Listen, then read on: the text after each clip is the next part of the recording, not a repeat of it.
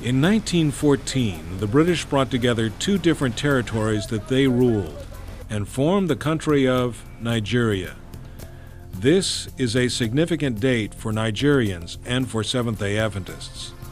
In 1914, David Caldwell Babcock arrived in the new country of Nigeria. He came from Sierra Leone as a pioneer missionary.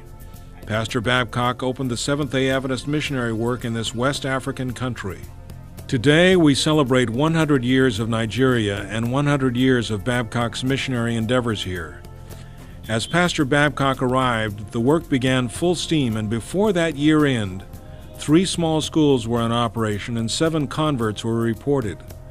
Sadly, Babcock got ill, and in 1917 he was compelled to leave to England. Although his stay seemed short, the missionary impact left in Nigeria is long-lasting. The Adventist Church continued to support the work in Nigeria, and in 1959 an official Adventist educational institution was founded. It was called the Adventist Seminary of West Africa. During the 40 years ASWA served the church, it was evident that they needed to expand and serve more of the communities around them. But for this to happen, the seminary needed more than hard work and dedication. It required means to build, apply for government accreditation, and become a university. So the Seventh-day Adventist World family came together and financially supported this project through a 13th Sabbath offering collection. So in 1999, your offering funded the construction of a new building. Before then, I tell you, we had only very few classrooms to have our students, but with that coming in, we were able to increase the classroom space and create office spaces for our teachers. But just with that seed, we have been able to go a long mile.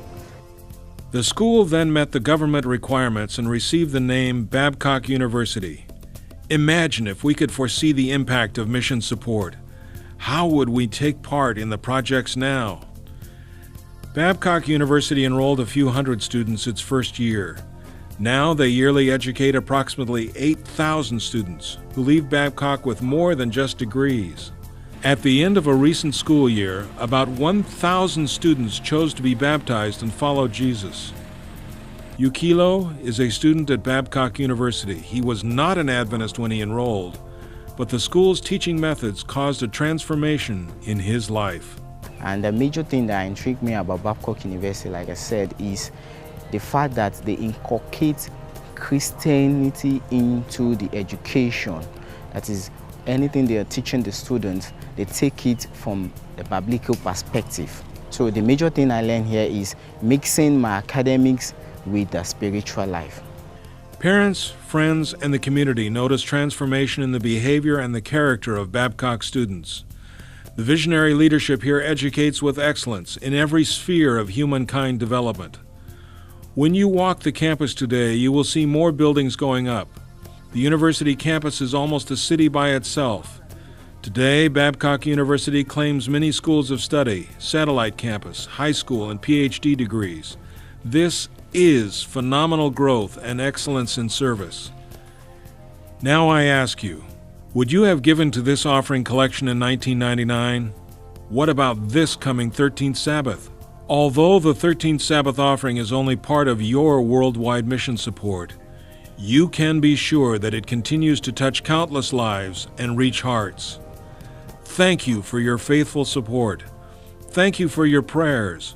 Let's continue to be united for mission.